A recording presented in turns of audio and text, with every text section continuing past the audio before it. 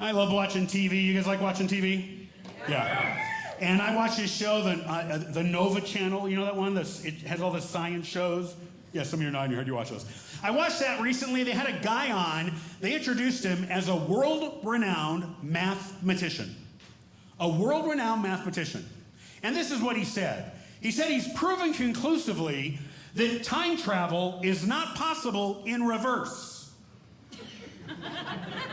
But then he went on to say he's proven conclusively that time travel is possible moving forward very slowly. Kind of like what we're doing now. Now, I like to tell people that I'm a Christian. Thank you. I'm not really, but I like to tell people that. No, I am. I am a Christian. But I gotta be honest with you, sometimes, for just a moment, I kind of forget that I'm a Christian, you know? Like when I'm driving in my car, I'm zipping down the highway, you know, listening to my Christian music, and somebody cuts me off, and for just a moment, I forget that I'm a Christian, you know? But it's okay because I'm redeemed, my past is over, I'm saved by grace, right? So that's good. Thank you, yeah. You can applaud for that. It's good. I do enjoy, though, watching other people forget that they're Christians. Like, I was in a Christian bookstore recently, and I saw two women having this heated argument over which one got to buy the last "What Would Jesus Do" bumper sticker. Where are the married folks? Let me hear married folks. I like that. Sometimes he asks that and the clap is like, yeah, thanks for reminding us. But you guys are happy to be married. That's great. I've been married a long time, 40 years. I know. I don't look it, but that's true. Got married when I was -11. 40 years we've been married. And my wife's great. She loves chocolate and prefers the pronouns her, she.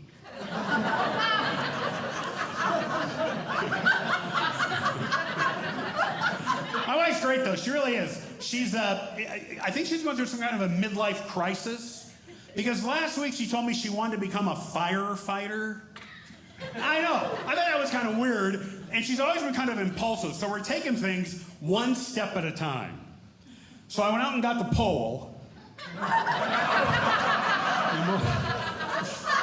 how that goes.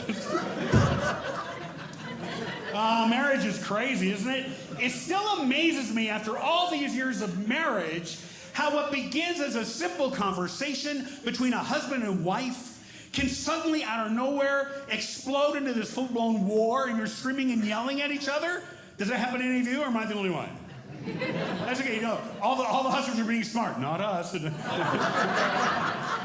I know why this happens. It happens because men know how to answer questions and women don't. No, that's okay, ladies. You can moan if you want, but it's true. You ask a guy a question, he gives you the answer. Boom, you're done. You ask a woman a question, and ladies, you have this need to take us on a little journey on the way to the answer, right? I asked my buddy Wayne, what time's the movie? Wayne says 7:20. We get in the car, we go to the movie. I asked my wife, what time's the movie? And she says, well, which car are we taking? What? Are we taking the minivan or the SUV? I don't know. Does it matter? Well, I read Consumer Reports that the minivan gets better gas mileage than the SUV. Okay, then I guess we can take the minivan. Oh, except the minivan's low on gas, so we have to stop to get gas on the way to the movie, or you have to get gas in the morning on the way to work. Okay, it doesn't matter. Which one do you want to take? Well, it all depends. What time's the movie? Tell you what, sweetie, I'm out of here. Oh, where are you going? I'm going to go pick up a mangy hitchhiker and take him to the movie.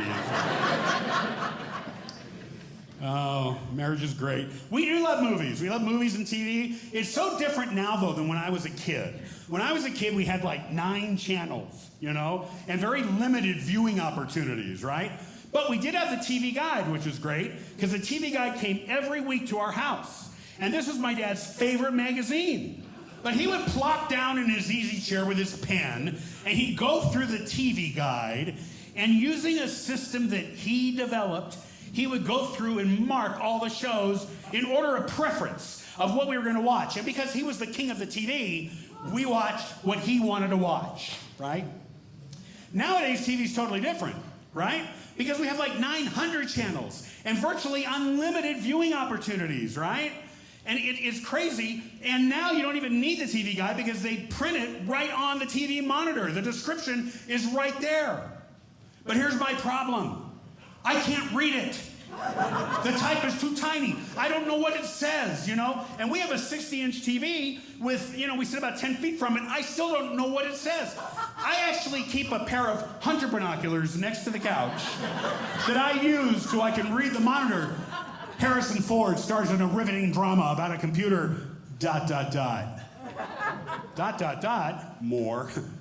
Harrison Ford stars in a riveting drama about a computer virus, period. That's it, one word? You couldn't squeeze it onto the... Now, we like watching episodic shows, and there's one we saw not too long ago, maybe you saw it, called Severance. And it was pretty good. We watched about 2 or 3 episodes, and we decided to go to bed. A few nights later, we came back to watch it again, but we couldn't remember the name of the show, and we couldn't remember what streaming channel it was on, right?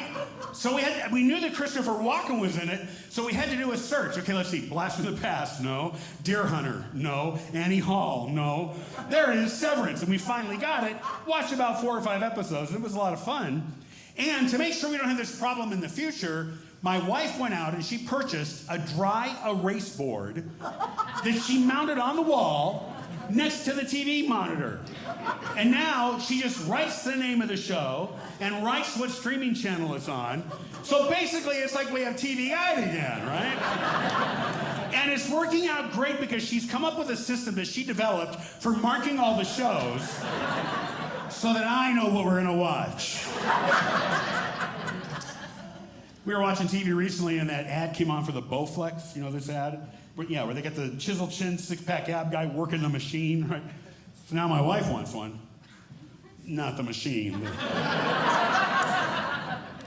And I'm not really a jealous husband, I try not to be, but I was walking through the kitchen the other day and her purse was laying open on the kitchen counter, and right there in plain view was a photograph of her with this younger, good-looking guy.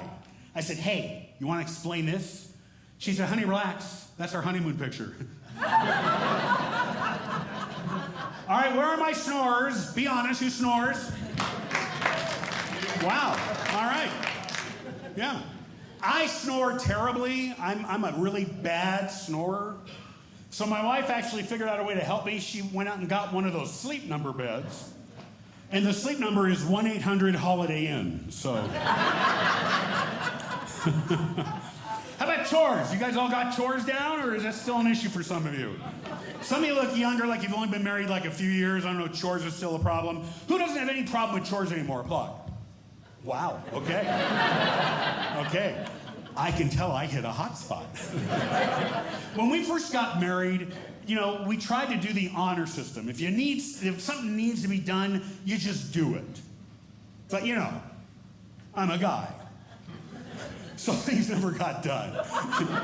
So then we decided to assign the chores, and I took on the assignment of doing the dishes.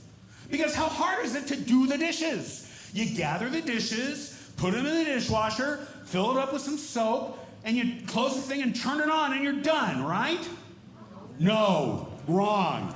Because my wife comes back later and she rearranges everything into some sort of Tetris-inspired method that only she and a few CIA operatives know how to do. And that's how you do the dishes. Very stressful. Very stressful. Speaking of stress, who's got kids? Applaud, kids. I told you up front we got kids. We have 3 kids, and we named them after Beatles songs, which worked out really great for little Michelle and little Jude, not so much for little Helter Skelter. Anybody have a Helter Skelter out there? We don't want to talk about it, that's okay. That's why we go to church, to pray for Helter Skelter. Our kids are great. When you have kids, I don't know about you guys, I had no idea. My wife gets pregnant, she goes into labor, we go to the hospital, she gives birth. The nurse comes out and says, here, this is yours. Hands me this thing. I don't know how to hold it. Do you hold it by the legs? Do you hold it by the head? And the nurse says, come on, you're a guy. Hold it like a football, like a cute little football, right? So I did that. But what they don't tell you is you take that cute little football home. And that cute little football, it gets older and older and older and bigger and bigger and bigger until it's a teenager. And then you find yourself wishing it was back like that cute little football again, right? So you can punt it. No, don't punt the baby. That's just a joke. Don't send dry-bar letters. Our youngest was the brains of the family. He really was. All through school, did all the AP classes. In high school, he was like, an honor student. He ended up going to college to UC Berkeley on a math scholarship. I know. And now he works in the tech industry, making a six-figure income. And I'm telling jokes in Provo. Don't laugh too much. I think he's getting the last laugh. Because he's actually coming up with a theory to prove that time travel is possible in reverse.